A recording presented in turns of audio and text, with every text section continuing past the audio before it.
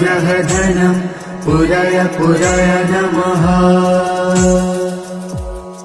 ॐ ह्रीं श्रीं क्लीं श्रीं कुबेराय अष्टलक्ष्मी मम ग्रहधनं पुरय पुरय नमः।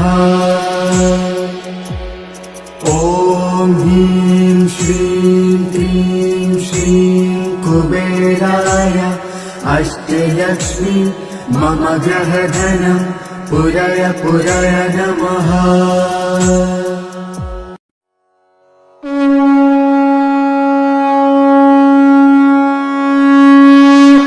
ॐ ह्रीं श्रीं क्लीं श्रीं कुबेराय अष्टलक्ष्मी मम ग्रहधनं पुरय पुरय नमः। ॐ ह्रीं श्रीं क्लीं श्रीं कुबेराय अष्टलक्ष्मी मम ग्रहधनं पुरय पुरय नमः। ॐ ह्रीं श्रीं क्लीं श्रीं कुबेराय अष्टलक्ष्मी मम ग्रहधनं पुरय पुरय नमः।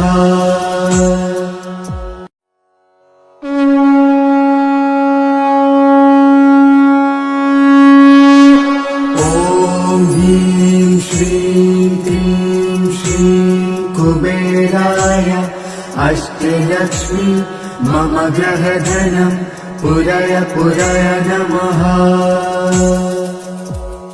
ॐ ह्रीं श्रीं क्लीं श्रीं कुबेराय अष्टलक्ष्मी मम ग्रहधनं पुरय पुरय नमः।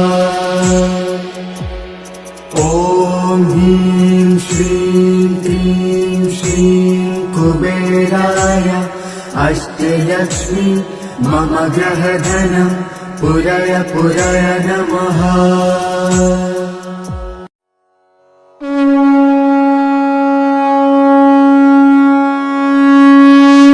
ॐ ह्रीं श्रीं क्लीं श्रीं कुबेराय अष्टलक्ष्मी मम ग्रहधनं पुरय पुरय नमः। ॐ ह्रीं श्रीं क्लीं श्रीं कुबेराय अष्टलक्ष्मी मम ग्रहधनं पुरय पुरय नमः। ॐ ह्रीं श्रीं क्लीं श्रीं कुबेराय अष्टलक्ष्मी मम ग्रहधनं पुरय पुरय नमः।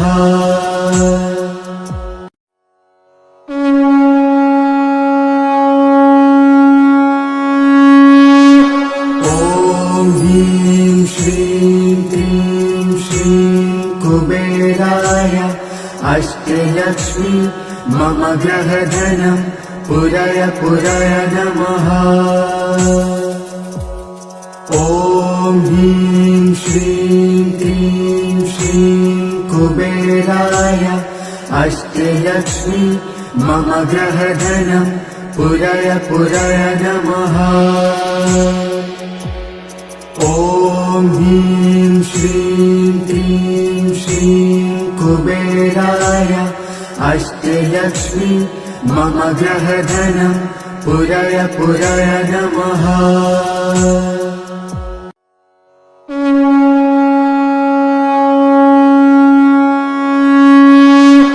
ॐ ह्रीं श्रीं क्लीं श्रीं कुबेराय अष्टलक्ष्मी मम ग्रहधनं पुरय पुरय नमः।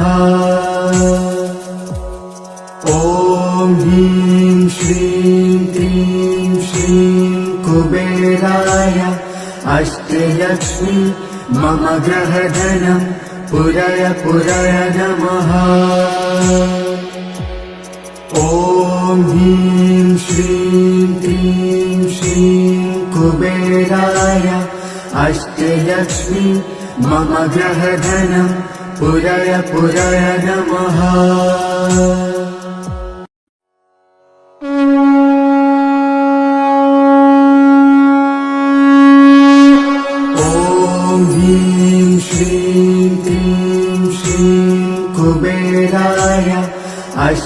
अष्टलक्ष्मी मम ग्रहधनं पुरय पुरय नमः। ॐ ह्रीं श्रीं क्लीं श्रीं कुबेराय अष्टलक्ष्मी मम ग्रहधनं पुरय पुरय नमः।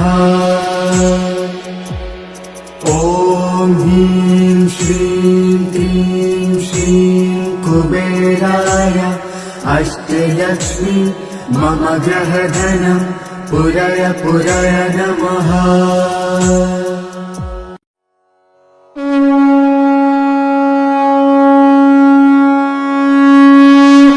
ॐ ह्रीं श्रीं क्लीं श्रीं कुबेराय अष्टलक्ष्मी मम ग्रहधनं पुरय पुरय नमः। ॐ ह्रीं श्रीं क्लीं श्रीं कुबेराय अष्टलक्ष्मी मम ग्रहधनं पुरय पुरय नमः। ॐ ह्रीं श्रीं क्लीं श्रीं कुबेराय अष्टलक्ष्मी मम ग्रहधनं पुरय पुरय नमः।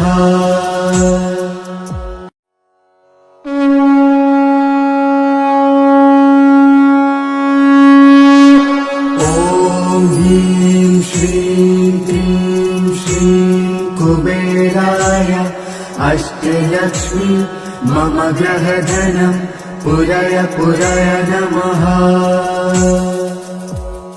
ॐ ह्रीं श्रीं क्लीं श्रीं कुबेराय अष्टलक्ष्मी मम ग्रहधनं पुरय पुरय नमः।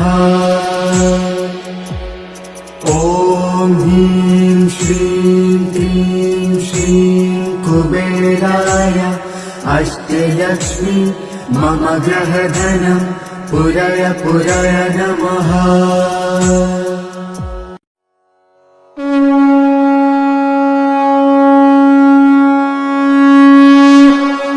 ॐ ह्रीं श्रीं क्लीं श्रीं कुबेराय अष्टलक्ष्मी मम ग्रहधनं पुरय पुरय नमः। ॐ ह्रीं श्रीं क्लीं श्रीं कुबेराय अष्टलक्ष्मी मम ग्रहधनं पुरय पुरय नमः। ॐ ह्रीं श्रीं क्लीं श्रीं कुबेराय अष्टलक्ष्मी मम ग्रहधनं पुरय पुरय नमः।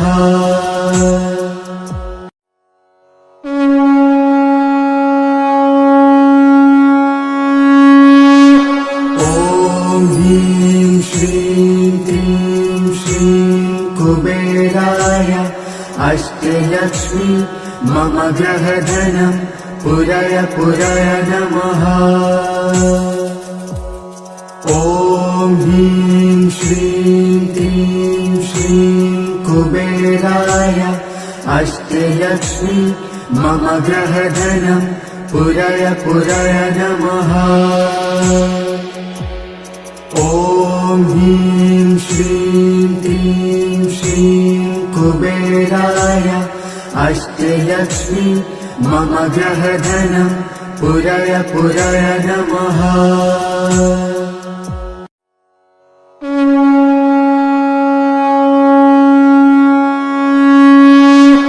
ॐ ह्रीं श्रीं क्लीं श्रीं कुबेराय अष्टलक्ष्मी मम ग्रहधनं पुरय पुरय नमः।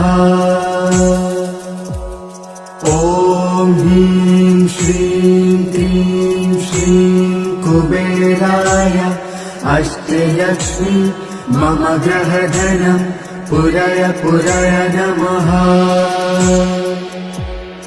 ॐ ह्रीं श्रीं क्लीं श्रीं कुबेराय अष्टलक्ष्मी मम ग्रहधनं पुरय पुरय नमः।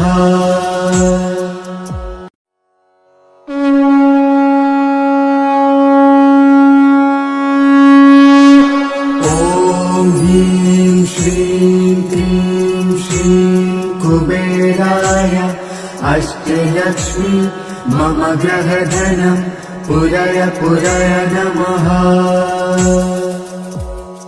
ॐ ह्रीं श्रीं क्लीं श्रीं कुबेराय अष्टलक्ष्मी मम ग्रहधनं पुरय पुरय नमः।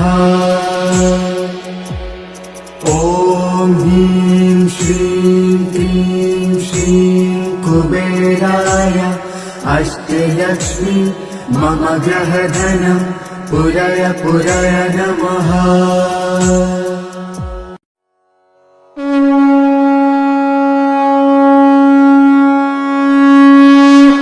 ॐ ह्रीं श्रीं क्लीं श्रीं कुबेराय अष्टलक्ष्मी मम ग्रहधनं पुरय पुरय नमः। ॐ ह्रीं श्रीं क्लीं श्रीं कुबेराय अष्टलक्ष्मी मम ग्रहधनं पुरय पुरय नमः। ॐ ह्रीं श्रीं क्लीं श्रीं कुबेराय अष्टलक्ष्मी मम ग्रहधनं पुरय पुरय नमः।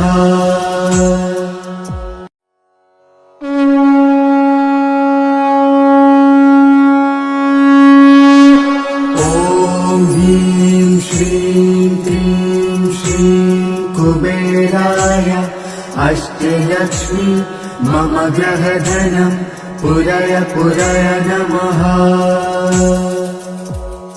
ॐ ह्रीं श्रीं क्लीं श्रीं कुबेराय अष्टलक्ष्मी मम ग्रहधनं पुरय पुरय नमः। ॐ ह्रीं श्रीं क्लीं श्रीं कुबेराय अष्टलक्ष्मी मम ग्रहधनं पुरय पुरय नमः।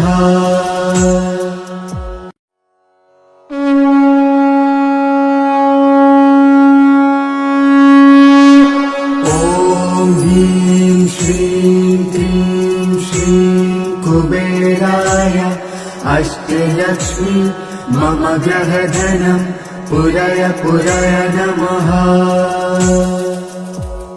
ॐ ह्रीं श्रीं क्लीं श्रीं कुबेराय अष्टलक्ष्मी मम ग्रहधनं पुरय पुरय नमः।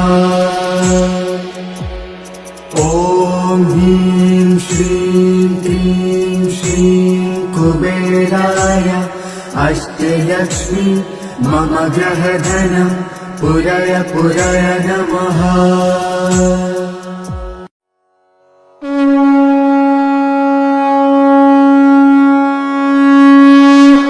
ॐ ह्रीं श्रीं क्लीं श्रीं कुबेराय अष्टलक्ष्मी मम ग्रहधनं पुरय पुरय नमः। ॐ ह्रीं श्रीं क्लीं श्रीं कुबेराय अष्टलक्ष्मी मम ग्रहधनं पुरय पुरय नमः। ॐ ह्रीं श्रीं क्लीं श्रीं कुबेराय अष्टलक्ष्मी मम ग्रहधनं पुरय पुरय नमः।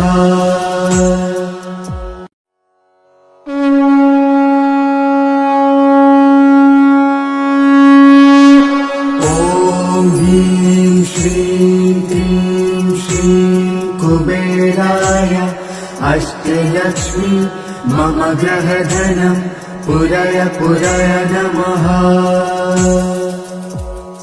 ॐ ह्रीं श्रीं क्लीं श्रीं कुबेराय अष्टलक्ष्मी मम ग्रहधनं पुरय पुरय नमः। ॐ ह्रीं श्रीं क्लीं श्रीं कुबेराय अष्टलक्ष्मी मम ग्रहधनं पुरय पुरय नमः।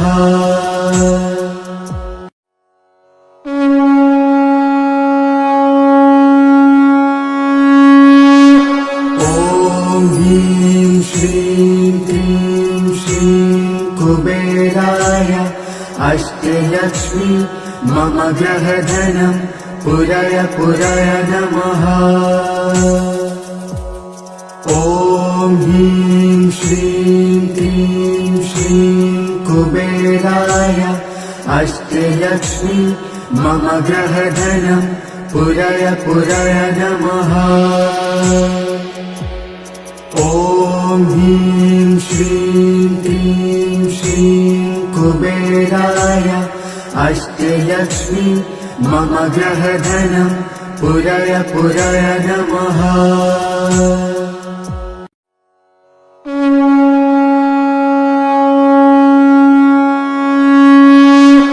ॐ ह्रीं श्रीं क्लीं श्रीं कुबेराय अष्टलक्ष्मी मम ग्रहधनं पुरय पुरय नमः। ॐ ह्रीं श्रीं क्लीं श्रीं कुबेराय अष्टलक्ष्मी मम ग्रहधनं पुरय पुरय नमः। ॐ ह्रीं श्रीं क्लीं श्रीं कुबेराय अष्टलक्ष्मी मम ग्रहधनं पुरय पुरय नमः।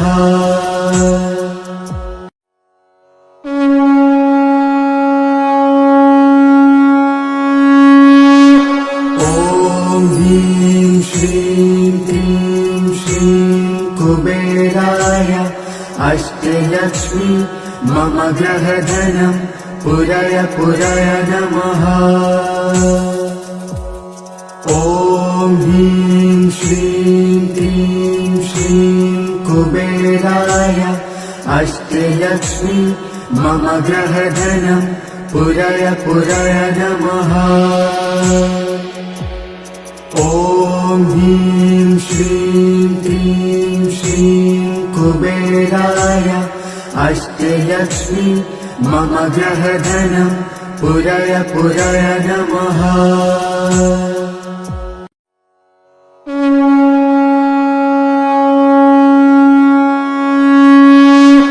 ॐ ह्रीं श्रीं क्लीं श्रीं कुबेराय अष्टलक्ष्मी मम ग्रहधनं पुरय पुरय नमः।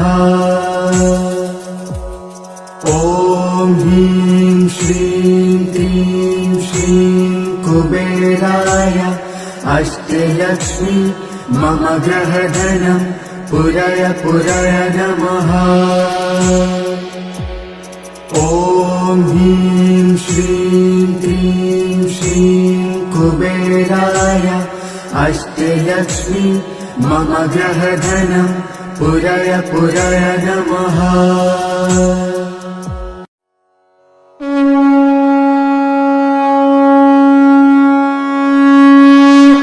ॐ ह्रीं श्रीं क्लीं श्रीं कुबेराय अष्टलक्ष्मी मम ग्रहधनं पुरय पुरय नमः।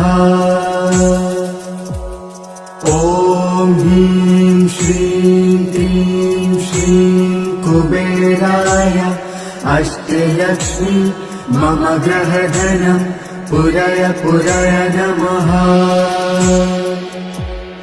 ॐ ह्रीं श्रीं क्लीं श्रीं कुबेराय अष्टलक्ष्मी मम ग्रहधनं पुरय पुरय नमः। ॐ ह्रीं श्रीं क्लीं श्रीं कुबेराय अष्टलक्ष्मी मम ग्रहधनं पुरय पुरय नमः। ॐ ह्रीं श्रीं क्लीं श्रीं कुबेराय अष्टलक्ष्मी मम गृहधनं पुरय पुरय नमः। ॐ ह्रीं श्रीं क्लीं श्रीं कुबेराय अष्टलक्ष्मी मम गृहधनं पुरय पुरय नमः।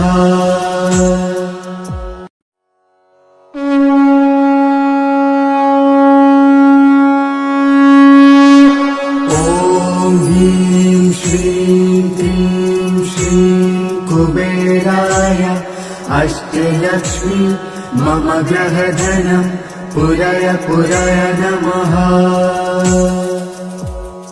ॐ ह्रीं श्रीं क्लीं श्रीं कुबेराय अष्टलक्ष्मी मम गृहधनं पुरय पुरय नमः। ॐ ह्रीं श्रीं क्लीं श्रीं कुबेराय अष्टलक्ष्मी मम गृहधनं पुरय पुरय नमः।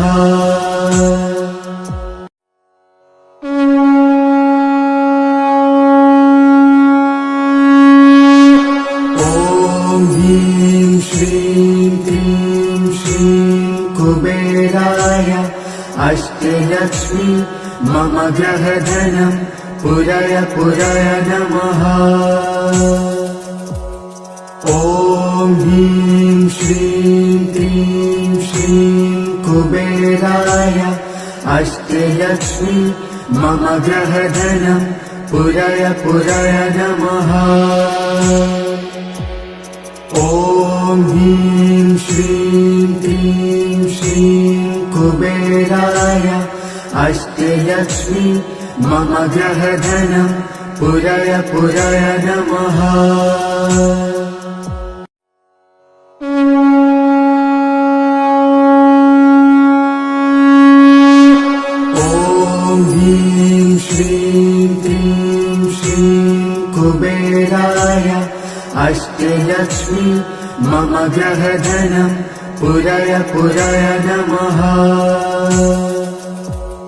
ॐ ह्रीं श्रीं क्लीं श्रीं कुबेराय अष्टलक्ष्मी मम गृहधनं पुरय पुरय नमः। ॐ ह्रीं श्रीं क्लीं श्रीं कुबेराय अष्टलक्ष्मी मम गृहधनं पुरय पुरय नमः।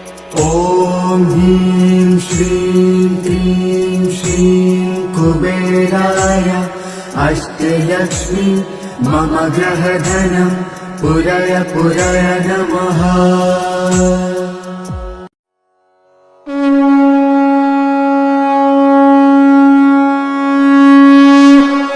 ॐ ह्रीं श्रीं क्लीं श्रीं कुबेराय अष्टलक्ष्मी मम गृहधनं पुरय पुरय नमः।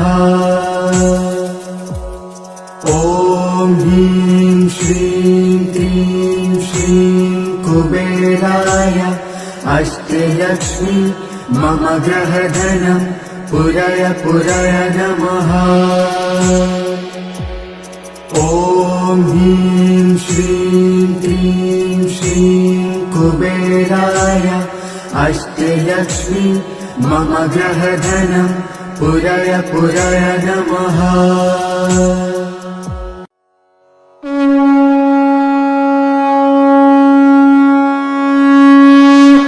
ॐ ह्रीं श्रीं क्लीं श्रीं कुबेराय अष्टलक्ष्मी मम गृहधनं पुरय पुरय नमः।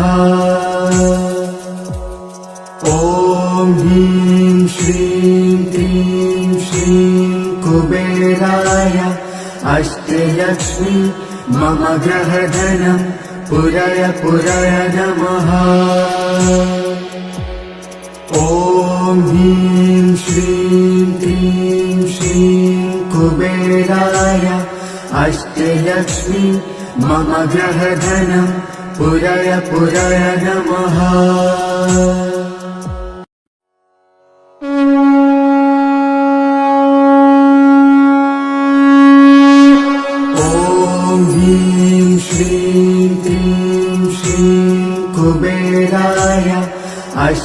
अष्टलक्ष्मी मम गृहधनं पुरय पुरय नमः।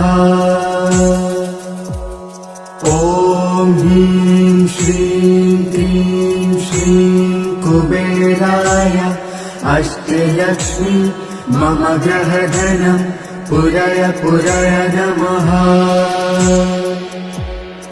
ॐ ह्रीं श्रीं क्रीं श्रीं कुबेराय अष्टलक्ष्मी मम गृहधनं पुरय पुरय नमः।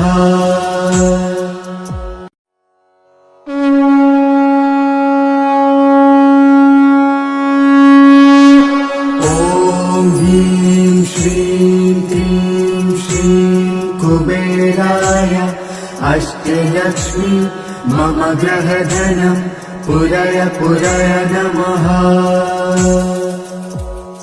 ॐ ह्रीं